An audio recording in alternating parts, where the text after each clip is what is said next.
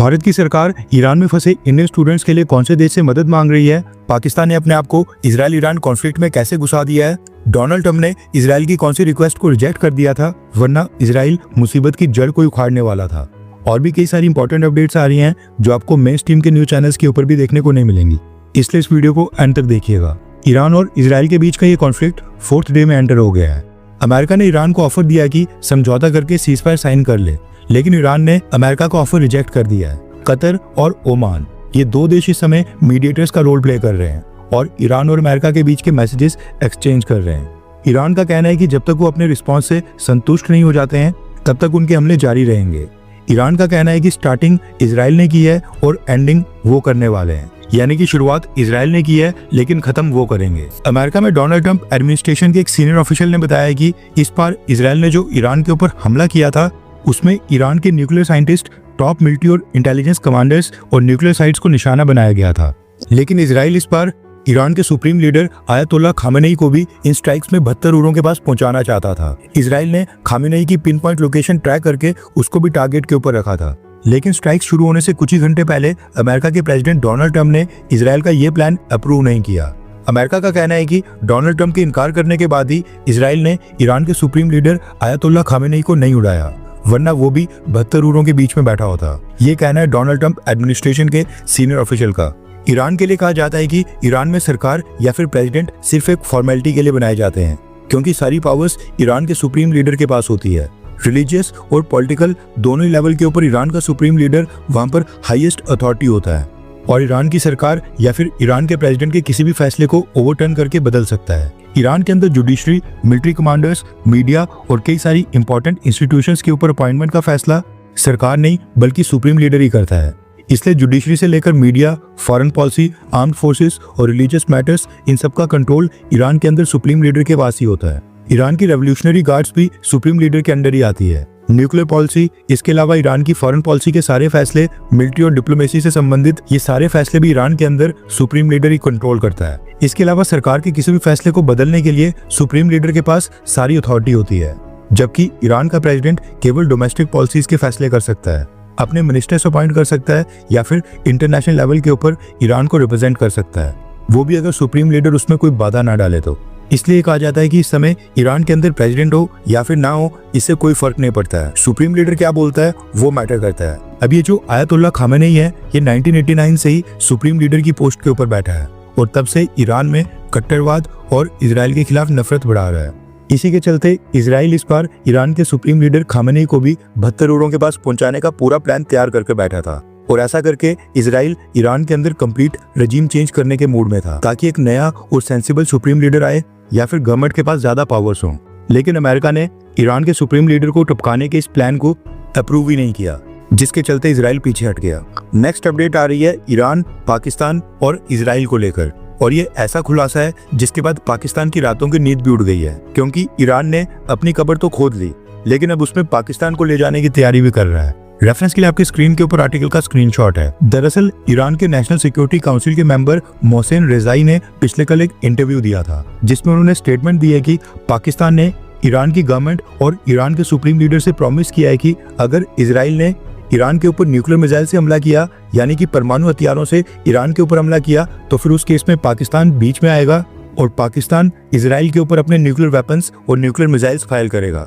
ईरानी national security council के member Mohsen Rezaei ने कहा कि पाकिस्तान ने ईरान से वादा किया है कि वो उनका बदला लेंगे एंड अपने न्यूक्लियर वेपन्स ईरान के डिफेंस के लिए इस्तेमाल करेंगे।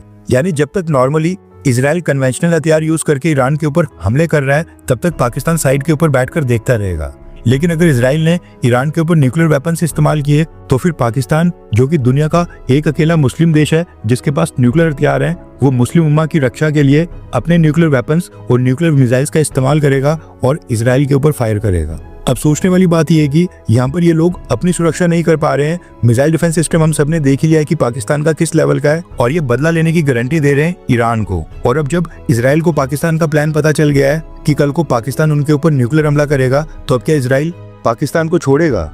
खामखा दूसरों के फटे में टांग अड़ा रहे हैं। नेक्स्ट अपडेट आ रही है भारतीय स्टूडेंट्स को लेकर। अब तो खैर कई सारे लोगों को सबक मिल गया होगा कि वो दोबारा अपने बच्चों को स्टडीज के लिए एटलीस्ट ईरान जैसे देश में तो ना भेजें, लेकिन इस बार जो इनसे गलती हो गई है, इसके लिए अब इंडियन स्टूडेंट्स के माता पिता जो भारत में बैठे हैं वो हाथ पैर जोड़ रहे हैं और भारतीय सरकार के सामने गिड़गिड़ा रहे हैं। ईरान के अंदर इस समय 4000 से भी ज्यादा भारतीय फंसे हैं और इनमें मैक्सिमम स्टूडेंट्स ही हैं जो कि मेडिकल डिग्रीज के लिए ईरान गए थे। ये वीडियो क्लिप जम्मू कश्मीर के उन स्टूडेंट्स के पेरेंट्स की सामने आ रही है जो ईरान में फंसे हैं और ये सब माता पिता रोते धोते प्रोटेस्ट कर रहे हैं और प्रधानमंत्री नरेंद्र मोदी जी से मांग कर रहे हैं कि उनके बच्चों को सेफली ईरान से इवैक्यूएट करके भारत वापस लाया जाए।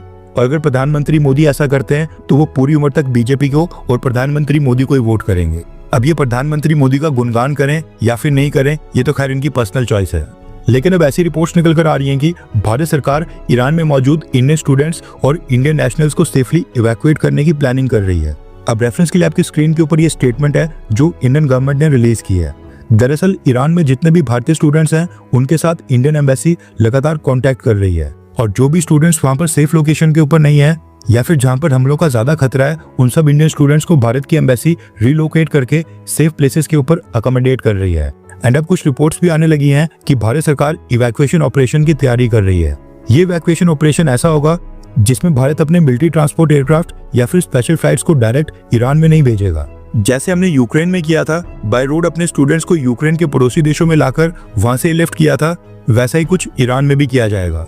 और वो कौन सा देश होने वाला है ये भी काफी इंटरेस्टिंग है। रेफरेंस के लिए आपकी स्क्रीन के ऊपर आर्टिकल का स्क्रीनशॉट है।